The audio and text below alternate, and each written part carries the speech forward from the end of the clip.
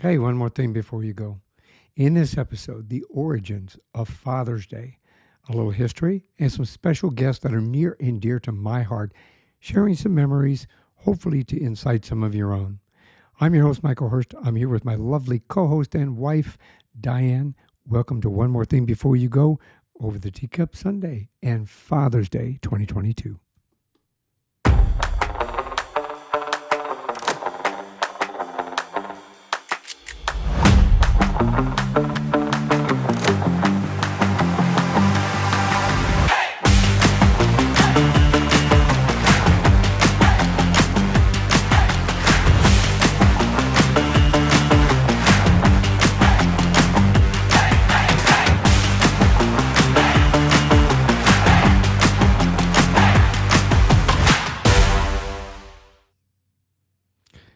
Well, according to the History Channel, the campaign to celebrate the nation's fathers did not meet with the same enthusiasm as Mother's Day, perhaps because, as one florist explained, fathers haven't the same sentiment appeal that mothers have.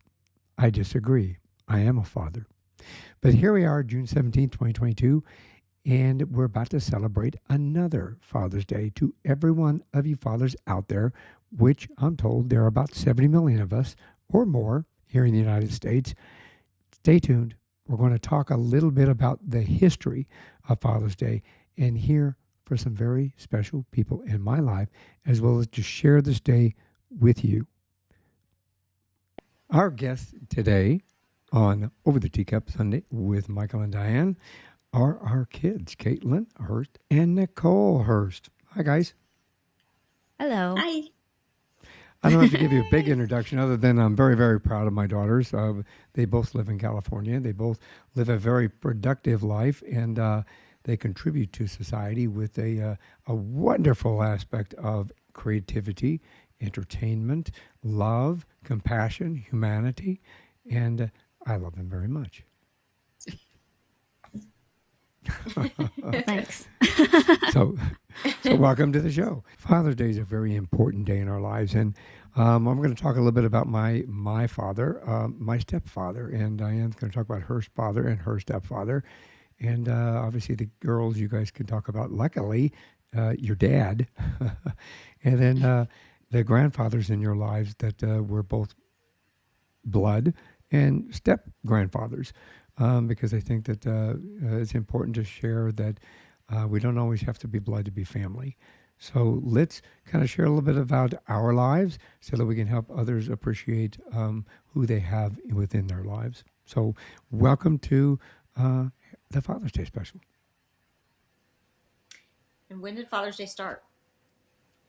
Because we talked about when Mother's Day started and how it became, or how it came to be. How did Father's Day come to be? On this day, July 5th, 1908, a West Virginia church sponsored the nation's first event explicitly in honor of fathers, a Sunday sermon in memory of the 362 men who had died in the previous December's explosions at the Fairmont Coal Company Monongah Mine.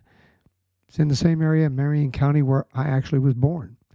But it was a one-time commemoration and not an annual holiday. The next year, a Spokane, Washington woman named Sonora Smart Dodd, one of 6 children raised by a widower, tried to establish an official equivalent to Mother's Day for male parents. Wonderful woman. She went to local churches, the YMCA, shopkeepers, and government officials to drum up support for her idea, and she was successful. Washington State celebrated the nation's first statewide Father's Day on June 19th, 1910.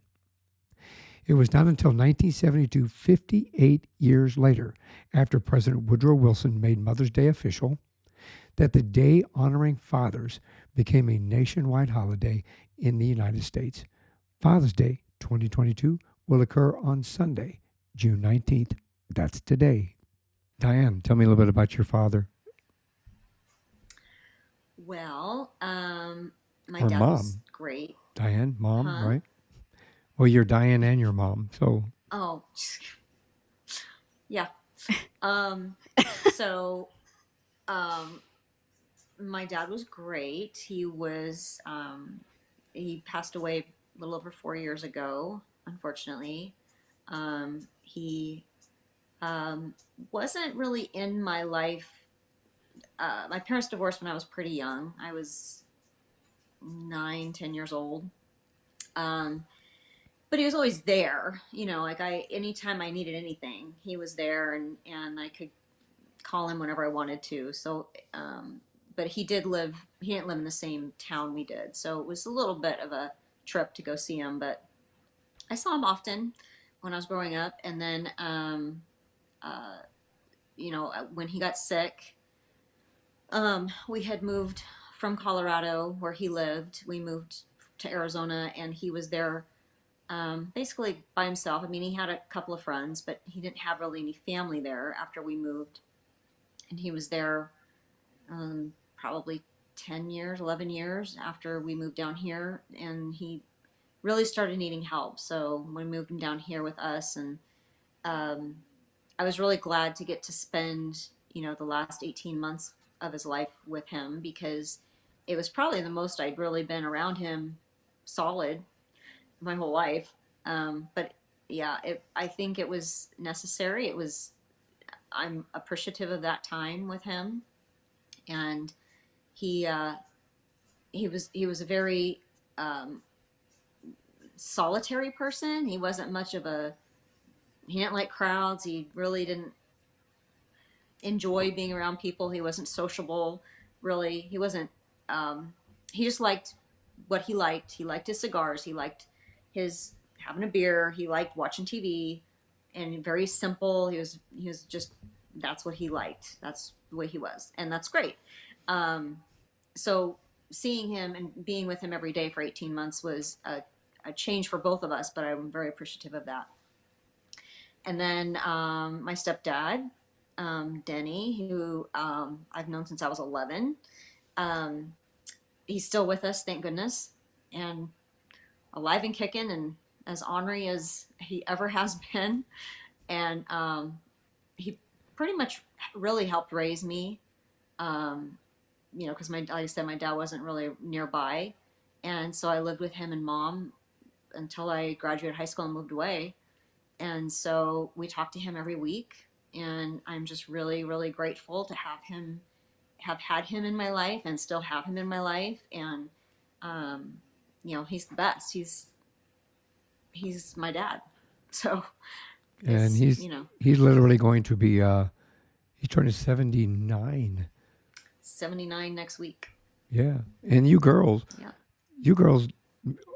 well, you've known your grandpa on your mother's side, obviously, Grandpa Dave, and then you've also grown up with Grandpa Danny. So you had the benefit of having two grandpas from the same side, because both my father and my stepfather, you had him for a little while as a grandfather, but you had the benefit of a father a grandfather and a step grandfather. So would you tell me your thoughts on Grandpa Dave and Grandpa Danny in your life? Should I go first? Sure. I'll go first. You're the first daughter, so go ahead. Daughter number one. Well, whoa, that was at the same time. Well, I was going to say the same thing about Grandpa Denny, that he's ornery as ever. I was literally going to say those exact words. That just He is emphasizes. ornery. But we I lived think Henri's his middle name.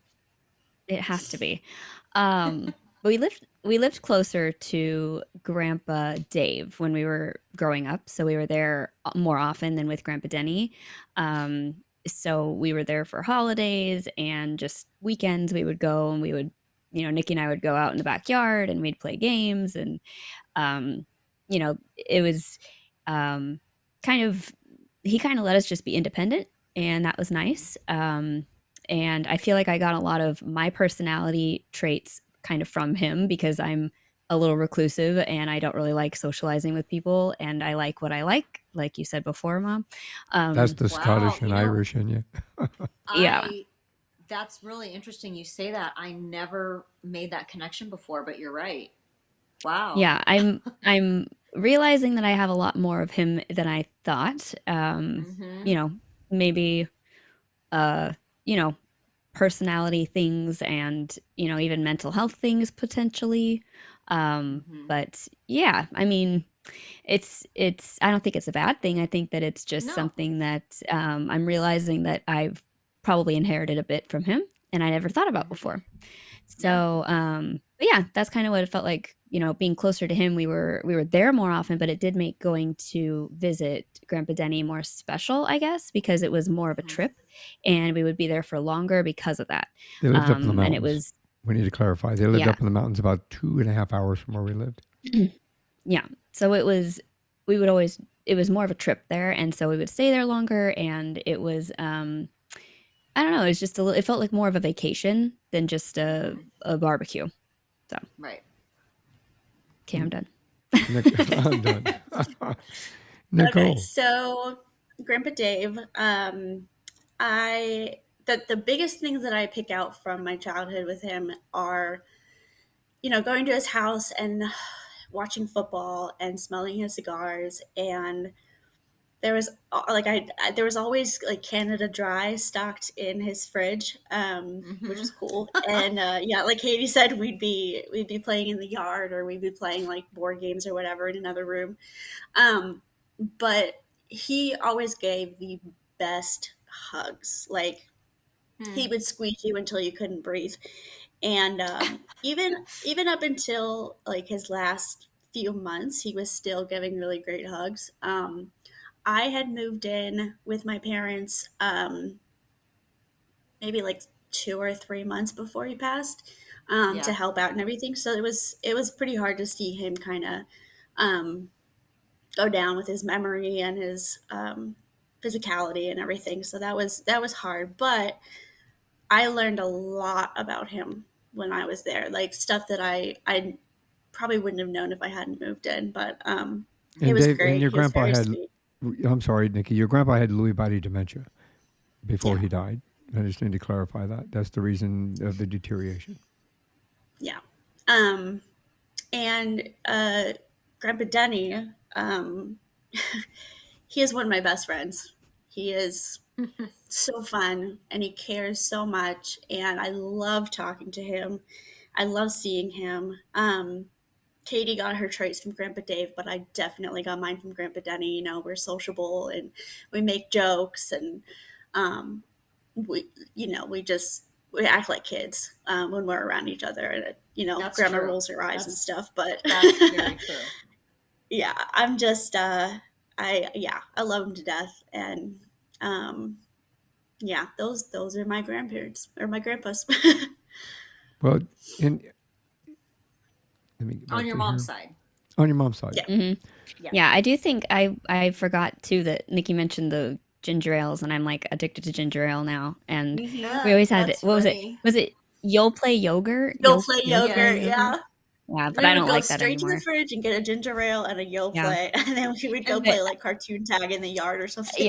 Yeah. And I want to say too, like with, he kind of got us into reading, like with Dr. Seuss. He had all those Dr. Seuss books, and he got us into technology when we were younger. He bought us computers all the time. And that's how I feel like we learned a lot because of the technology that he would kind of give us. And he would buy us the, like the whatever 5th grade adventures, 3rd grade adventures games that we grew up on. Yeah.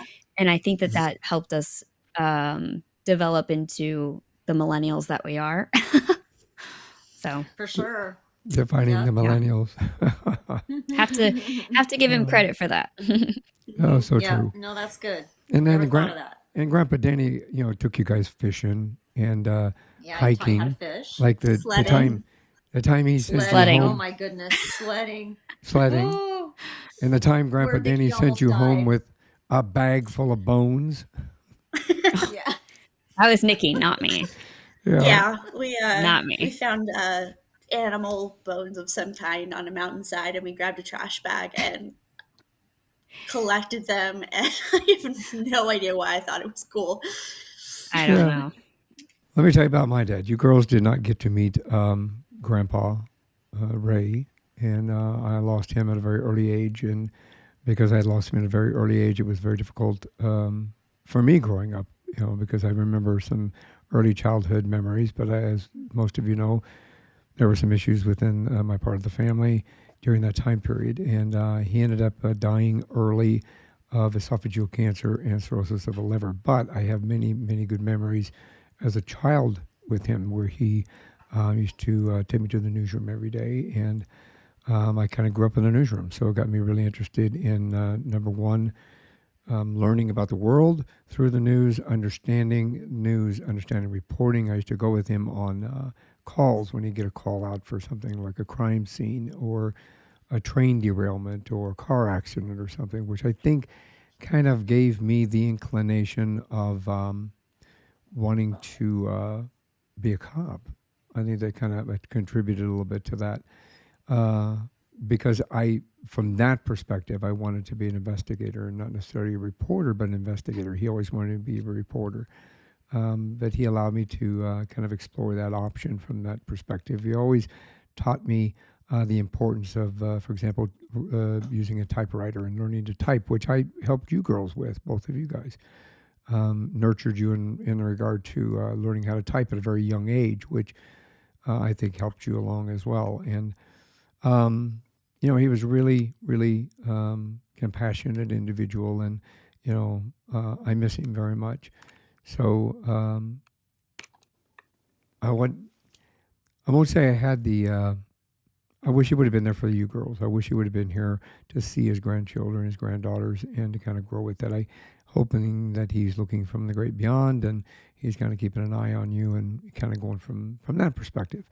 But I also, like Diane did, had the pleasure of and the honor of having a stepfather that proved to me that you don't have to be blood to be family. Burl, you girls know as Grandpa Burl. I know him as Pop. He came into my life at a very young age. I think I first met him when I was about 16 years old, and my mother, your grandmother, married him when I was 17 or 18. And he was my stepfather for a number of years before he passed away. I forgive me for not remembering this, but I think it was 2001. Diane? April 2001. April 2001. So, I had him as a stepfather from probably 1976, 77 until 2001, and he died of cancer. But Burl, he was an individual that he was a big Irishman, and he had a big belly, which my favorite memories of him are coming in to pick you guys up when you guys used to stay there. Was you guys passed out, one in each arm, and around his belly, and watching Jeopardy and Wheel of Fortune. I don't know if you guys remember that or not, but that was one of my favorite memories. Every time I'd come in, you'd have both of you guys, sleeping, especially Nikki, sleeping, with him. And well, when they were little tiny babies, they would just fall asleep on his big belly, and we have a picture somewhere of them sleeping on his belly. It was like, this is kind of fun. This is cool. So I had the honor of having two people in my life that were father figures to me, and I grew to have Dave, your Grandpa Dave, and Grandpa Denny. They're father figures to me now, and I treat them and I respect them both as fathers in my life. And even though they're father-in-laws, they were in my life longer than my father, actually. David, Well, you took care of Dad. Yeah, I took care of your dad. You were a main caretaker because I had to work. So, you took care of him as if he was your father. I did. And same thing with, with Denny. I'm obviously not taking care of him right now, but, he's been my father figure for 33 years, going on 33 years. So, I respect both of them. I love both of them as my father. And I've had the honor of having 4 fathers in my life, and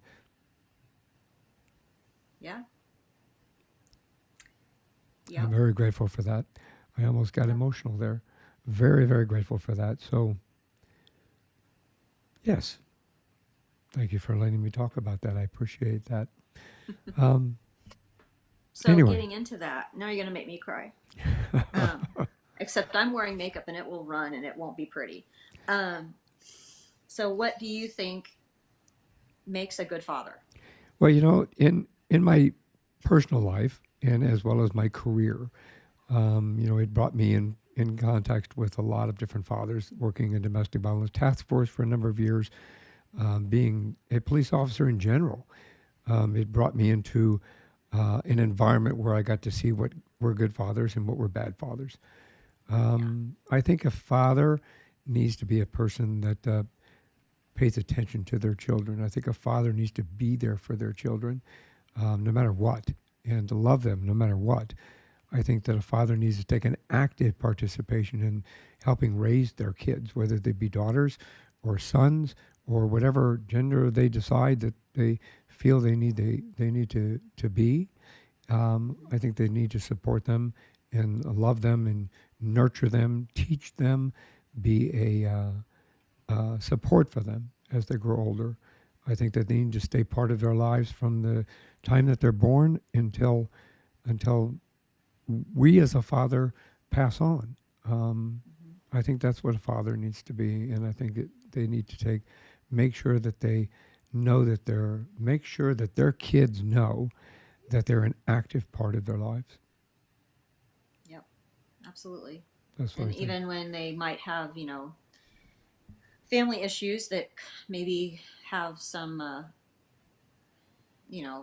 trouble between the parents, and the mom maybe doesn't give the dad the opportunity, they still need to make Step all up. the effort they can to step in and know that so their kids know that they Yeah. are there for them, even if the mother is not being very kind about it.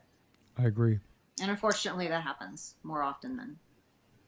And to More piggyback often off of what Dad said, uh, every single morning, most mornings, like 99% of the time, my dad texts me, "Good morning. I hope you have a good day, and I love you," which Yep. not a lot of people get, and it always puts a smile on my face, and I know that I can get through the day because I know that I have a supportive dad who will be there for anything.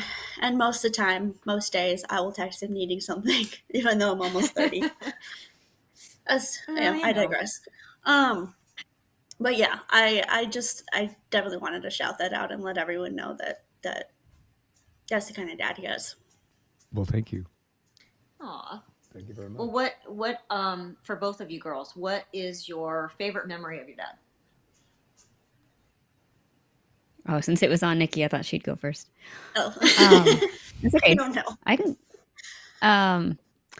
I remember always going to the movies, and while you still when you could, we went all the way to the very back row, and we would sit on the very top of the seats. I don't know why we did that, but it was always fun to just be at the very back, and we'd go to movies all the time. But I also loved going mini golfing, and I think that's there's a lot of good memories there. It was just something we did. It was just really fun. That it was after you retired that you made sure to always take us out places. So we would always go do something every weekend.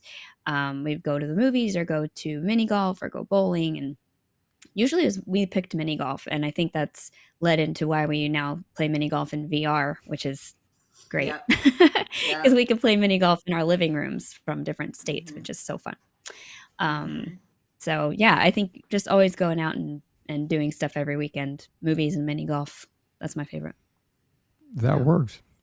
I forgot about you guys sitting on top of the seats. I think it's because you guys were so tiny. You were so short. Probably. And that was really kind of before stadium seating was a thing in the movie theaters. That's true. So Yeah. Yeah. Don't tell the movie theaters we did that. Well, I don't know if the people that own those movie theaters are probably long gone. They're probably long gone. You're right. Yeah. So as a kid, like Katie said, he always made sure we had something to do during the day. And if we were just, pent up in the house and it's summer vacation and we just needed to get out, like she said, we would go mini golfing or bowling or something. But actually, as an adult, and this happened literally less than 2 months ago, Mom and Dad came out to see us, and we all went to Disneyland. And my dad is rightfully obsessed with Star Wars, and him walking into the Star Wars land. I can never pronounce it. Batu or something. Batu. Yeah.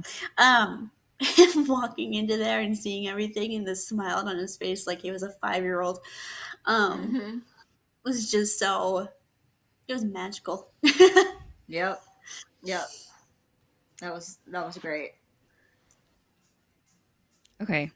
I remembered a good memory, and that was when you were actually doing dispatch, and so it was after you were hurt, but you were still working, and you were doing dispatch, and we went and visited you and brought you dinner or something, and I wanted to stay, and I wanted to see what it was like, and so Nikki and Mom went home, and I stayed in the 911 call area with you, and I got to watch all the papers being printed and the calls coming in. And fortunately, there was nothing too serious. It was just people just needing a little bit of help, but it wasn't anything serious. So that was actually really fun. It sticks out to me because I don't know, I felt really cool, and I felt like I was in a TV show or something. It was neat. And then I don't know if it was the same night. It might have been, but I probably shouldn't say this, but this can be in the bonus features. There was a night where you were driving I think it was the Jeep, and it was a stick shift, and you were driving, and you let me do the shifting, and I was like a child, so I should not have been doing that, but it was really fun. That'll have to be in the that'll definitely have to be in the bonus section. Yeah, it was so much fun. for the cop dad. I mean, we made it home, and I obviously was pretty good at it. I could never do it now, but That's pretty funny. Yeah, I forgot about that. Why were you doing that? Were you having trouble with your shoulder or something? no, he just let me do it. I wanted to do it. My daughter wants to do it. Just for the record, I had I don't care. I had full control of the vehicle. Just for the record, we were fine. We did a great job, in fact. I had the steering wheel. I had the brake. I had the gas. Everything was hunky dory. That was in our Jeep, right? Yeah. Yeah, that was in our Jeep going home. Yeah, you were young then. Yeah. Yep. That was the Jeep we bought when we found out we were pregnant with you. How old with was Nicole. she when this happened? I was like 7. Oh my God. Did you not tell me this? It was really fun. This was a secret we were supposed to take to your graves. That was a daddy-daughter secret. Yeah, it was fine. It was fun. I said I shouldn't probably say it, but, Yeah. It makes for a good statute of limitations. They can't get you. That's right. Statute we of were limitations fine. Is up. We're good. We're here. We made it. We made it. She learned to halfway drive a stick shift. Yeah. Which Never she couldn't again. do now if she tried. Nope. So that's fine. I was better at it when I was 7, so. There you go. That's okay. No millennial can drive a stick shift. No. That's true. I would doubt. I mean, maybe there are. If you want to keep your car from being are. stolen, buy a stick shift these days. That's right. Buy a stick shift so that I do worry about zombie apocalypse, though. You worry about what? I'm worried about the zombie apocalypse. Like, if there's a car next to you, but the only car is a stick shift, then, like, what are you going to do? Put it in first gear and just drive. By zombies. You're going to get eaten by a zombie. Or eaten. Yeah, exactly. Okay, cool. Michael. I'm back. Like, I see You forget I'm the he's in Batu. I'm You can see the anxious in I'm the chief. What do you call it? The cook, the bus boy, the fry cook, the bus boy, and the chief bottle washer here at the board. About the show. Yeah. Well, thank you for those memories, because I remember all of those things. I remember going to the Renaissance Festival with you guys and walking around with big turkey legs and trying to, especially you guys real little, trying to carry the turkey legs around and eat them. I thought was kind of fun. I really, I love the roller skating birthday parties. Yeah, going to the dance recitals. The dance recitals. I loved shows. I was one of the proud dads standing up there screaming and hollering and yelling. And you were in it too, when you were Drosselmeyer. I was Drosselmeyer with you guys. And Elvis. On stage in front of everybody. Yeah, Dad sang all of the Elvis songs live while we all danced to them. Yeah, was that pretty was a cool. lot of fun. That was fun. And Drosselmeyer was fun. What did I do that? Yeah. 3 times or 4 times? Yeah, I don't know. Something like that. But one of the times I was Clara, so that was fun. Yeah, so Yeah, we had a that lot was of fun really with that cool. kind of stuff. Yeah. I enjoyed even trying to play soccer with you guys. That was a lot Yeah. of fun going to your soccer games, and I tried to make sure that I could try to make sure to attend everything with you guys. I loved trying to make, other than the times that I got called out, of course. Do you guys remember the time I was up in the balcony filming one of your plays, and they had to put a ladder up and get me down because I got called out? Oh yeah. I Yeah, remember that. I think I was too young. I got called out for Yeah, a you bank. guys. It was a long time ago. Got called out for a Yeah. bank robbery, and had to yeah. Which I guess I should ask you guys, or what was it like growing up with a father as a law enforcement officer? Did that impede you in any way? Did that create better people for you? Tell me your experience with growing up with a father as a cop, as 5-0. I used to make it an excuse to not have boys tease me and pick on me. I'd say, my daddy is a cop and he'll arrest you. And I would, if they would tease me on the playground or try to be annoying, I would show them like the arrest moves with like the elbow like nerve and like the neck nerve, and I'd be like, Neck nerve, leave me yeah. alone. And then they did, and I never had a boyfriend until I was like 16. So And then there's that. and then your first date, your godfather John in his patrol car drove alongside the pickup truck as you were leaving town. Right. And of course I didn't know that at the time, so Yeah, to that make didn't sure. have any effect on me at the time. And that boy is now gay, so there's that. That Yay was for not him. John and I's fault. That Yeah, was 2 not out of John. 4 boyfriends I've ever had are gay, so I don't know. There Did it you have an go. effect? I don't know. It probably did, Maybe, but maybe. it's okay. Oh, that's pretty funny. That's a whole nother episode. It's That's a whole Do nother that one. episode. It is. It's Yep. pretty funny. How about you, Nick? Well, I mean, I was pretty young when you were a cop, so I don't remember much of you being gone and not seeing you. But I don't relate to Katie because I was boy crazy. I still am, unfortunately. Um, but I definitely was a goody goody, like in high school. I was always the one that said, we need to follow the rules and you shouldn't be cussing. And why are you, doing adult things and drinking and stuff? And it just made me, I didn't have the best time in high school. But I do appreciate the fact that I do have like a moral compass and I care about what's happening in the world. And um, yeah, I mean, it kind of good and bad things, but mostly good. So in a more negative way, I do think that it also created a general anxiety that I've been talking to a therapist lately about those types of things that created fears and phobias of like leaving the house and not being safe and thinking that something's going to happen. And just because we ended up having to go to the hospital a lot to see you after you, Dad, after you would get into a fight, or you'd get almost stabbed or you got hurt. And I think that it created a lot of phobias as a kid that I didn't acknowledge until I'm now 31, that probably affected me a little bit more than I ever knew, and created a bit of anxiety, a general anxiety of like, am I going to get murdered? Am I going to get kidnapped? Am I going to get, bad guys are everywhere. That was just kind of what we grew up with, was thinking bad guys were everywhere. So in a not so good way, I do think that also created a bit of those phobias. But in a positive way from that, it did create a sense of hyper awareness and always being Yeah. aware of surroundings. And, I do think that it keeps us more safe than afraid. So Mhm. Yeah, Wow. the in a defensive driving you taught us has saved me many a time because I'm Yeah. me too.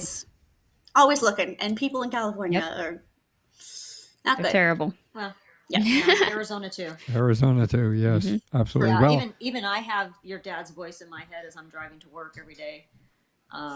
Yeah, it's just automatic. I hear him in Yeah. my head. Hmm.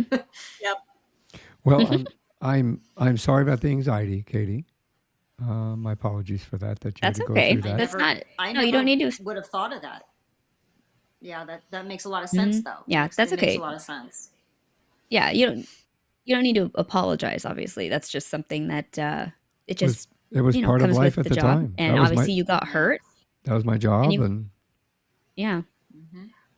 and you did get hurt, and Well, it did affect us. So I think that just created that. and I think what I remember is when you were younger, and especially with you, Caitlin, right around the time, I don't know what happened, but the rash of like nationally known kidnappings took place, and a lot of them were like your age, and I mean that gave me anxiety as a mom. It's like what is happening in the world now? I don't know if it was just that we were in an age of media at the time where everything was, you could find things out 24/7 where you didn't usually hear that before. But it just that's what I remember. I understand about the anxiety thing because it just seemed like a lot of that was happening right around that time. So Yeah, I mean, I I mean, totally in get Jean that. Bonnet, like the whole Jean Right. Bonnet thing, like she was You were the my same age as age, her like when that happened. Yep. Yep. And then we were hmm in the same and in the state. same state. Yep. Hmm. Yeah, so yeah, there's Hmm. a lot to that, but I do think that constantly having to go to the hospital for dad almost dying definitely had an effect on me, I think. It's But really interesting. I must have working through blocked it. some things. I don't remember going that often. Did we really? I mean, when I was a kid, like that was like at least there were four several times that I can times. Yeah, remember. Yeah. I went there Wow. for so yeah, I went there about 4 times, We Huh. have the and tough then conversations on One More Thing Before You Go podcast. honest and open conversations about one more thing before you go. And that brings us to the where I got injured. Yeah. So what was it like for you girls when he Uh, did get hurt and then had a disability? well, Yeah. where it forced me to retire because of that. It created an environment for yeah. I've worked through a portion of it, but yeah. Well, Yeah. So what Well, was it like? How did that change for you I guys? mean, it I think we had to grow up kind of fast because we had to take care of you. And um I don't think it's like I said, I don't think it's a bad thing because you still gave us a childhood. You still made sure we had, activities and dance and we were really you were good with schooling and um you know fun stuff, and we went out all the time and always did stuff. So we still had a very good childhood, but I do think that it helped us. We had to become caretakers at like the age of 10. So that definitely has an effect on a child, but because of that, I do think that I have a good sense of how to be empathetic to people and how to be open to people's experiences, and I understand that people may not know what other people are going through at any time. Yeah. And I Yeah. think that that's a lot of people do not um, have that capacity to understand that we don't understand what people go through. Yeah. So, I'm grateful that we have that understanding of a perspective. Yeah, I'm grateful that we have that perspective. Very good. Yeah, I definitely agree with that. I mean, it was really great having him at home all the time. Taking us to and from school and cooking us dinner and hanging out with us, taking us out. It was really great because obviously the first 6 or 7 years of my life he was a cop, so there were missing times, but um, yeah, it definitely, like Katie said, it made us grow up a little faster. It's For me, the hardest thing is seeing you in this state and like you got really, really bad at some point. Not your fault. Medical stuff, medicine and stuff like that. But you got really bad to a point, and it was really hard seeing you like that. And even now, just it's hard to see your dad like that.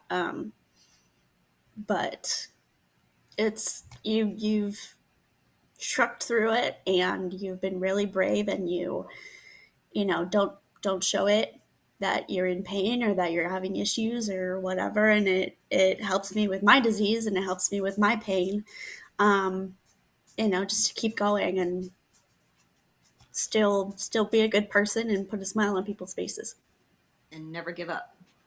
Never give up. And I have in a positive way, you were always able to go on field trips. You got to, be the chaperone, and you didn't get called out of dance recitals anymore. You got to be in them at that point. So that was fun. And as I didn't even realize that it was any different than other people, because kids, you would come to visit the school and do a talk, like a speech or something, and kids would be like, "Why does your dad have a limp?" And I'd be like, he has a limp? I don't know. And I'd be like, oh yeah, he was hit by a car. Like, oh yeah, not a big deal. And they're like, what? Oh, yeah. And traumatizing, it was like 5-year-old. Oh yeah. Well, yeah, but I didn't even realize that you even had a limp. Like, to me, it was just it's just what you were. It was just who you were. So to me, it wasn't a big deal. So. Well, I appreciate and respect both of you for what you've gone through, and I really appreciate you, all three of you, going through this journey. It's been a very long journey, but going through this, and I've gone through 8 operations now, and you guys have all been there and supportive through those 8 operations, and you guys are who gave me the strength to overcome those and to motivated to move through those and to heal up very quickly, like Katie, be able to walk you down the aisle, to make sure that I did that, to heal up 6 weeks ahead of time from my first knee surgery so that I could do that, and to continue to try to heal up quickly so that I could show my daughters and my wife that people can have the opportunity to overcome obstacles and to move forward. And I try not to show my pain when I'm in pain in the days that I am having a bad day and so forth. But I love and respect all of you for being part of my life and through this journey, and not blinking an eye, and supportive of me and moving me forward in a very positive way, and helping motivate me and inspire me to be a better father and to be a better husband and to be a better man. So thank you. I'm not going to cry. Well, we're proud of you for doing it. We're proud of you for doing it, because I know it's hard, and it's okay to show your pain too. I think that's important to know. And I think we've had to tell you that and teach you that, and you have listened, and you have taken the initiative to have those surgeries so that you can feel better and you can heal, and you can go to Disneyland and walk 2 days in a row the whole entire day. Yeah, we walked. That was nuts. We walked a total of 15 miles in 2 days. And just think, that's a lot. Nikki, do you remember when you pushed me in a wheelchair around the stadium and Aunt Mary's cancer? Oh yeah, the cancer survival walk. thing. Mm. Yeah. Mm-hmm. Remember that? So that's a long way from you having to push me around the stadium in a wheelchair to walking 15 miles in 2 days of Disneyland. So shout out to medical advancements. Shout out to my family for helping me get off my butt and move it forward. So I just need to say thank you very much for being part of my family. Thank you very much for choosing me from above when you chose to come into this family. I really appreciate both of you. I love both of you. I'm very proud of both of my daughters. I'm proud of you, Caitlin, for what you've achieved and where you're at in life. I'm proud of you, Nicole, from what you've achieved and where you're at in this life. And you both know that I will always, always walk on water for you, walk on glass for you. I will stand in front of danger for you and be there for you at any point in your life that you call and ask. I love you both. I love you too. Don't do And that. thank you also for being equally supportive of my husband, because he loves and appreciates you as well, because you are equally supportive of him as you are for me. So that's important too. So thank you. Tell Cord I I appreciate appreciate you being supportive of my future husband, wherever he may be. we have faith, Nicole. We have faith. He's out there. Thank you. We're calling. I appreciate the support. Shout out to everybody out there that's looking for a girlfriend and a wife, and Nicole is like a perfect candidate. Just remember that once a cop, always a cop. Yeah. And he just ruined it. And Nicole, obviously tell Cord that I consider him a son in my life, and I appreciate him as well for what he does and how he takes care of you and for being there for you as well. And Nicole, I will do the same for the husband that comes into your life. So, or whomever it may be. Whomever it may Just be. kidding. Or whoever it may be. I don't know. I'm an ally, but I mean, don't, leave your options open. Leave your Exactly. options open. You never know. Exactly. So, men aren't great. No, I'm kidding. I want to make sure that each and every one of you that are listening out there today, thank you for taking the time to be with us on One More Thing Before You Go over the Teacup Sunday. We appreciate you spending the time with me, my wife, our daughters, my family. Thank you very much for, and tea. Gotta have tea. I've got water. Well, I drank my tea while we were talking. We want to thank you for taking the time today. We hope that you and yours are having a wonderful, excellent, outstanding, amazing Father's Day, whether you're spending it with your father or whether or not you are a father. So from me, thank you very much. Happy Father's Happy Day. Father's Day. Happy Father's Day. Father's Day.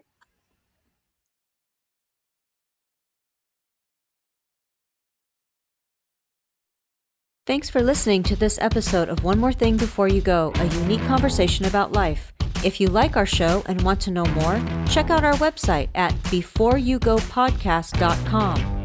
That's beforeyougopodcast.com. Tell your story, share your expertise, contribute to the blog, and subscribe to the newsletter. You can find us as well as subscribe to the program and rate us on your favorite podcast listening platform. And one more thing before you go. Have a nice day, have a nice week, and thanks for listening. One More Thing Before You Go, a unique conversation about life podcast, is a creation of One More Thing Productions, established 2010, all rights reserved.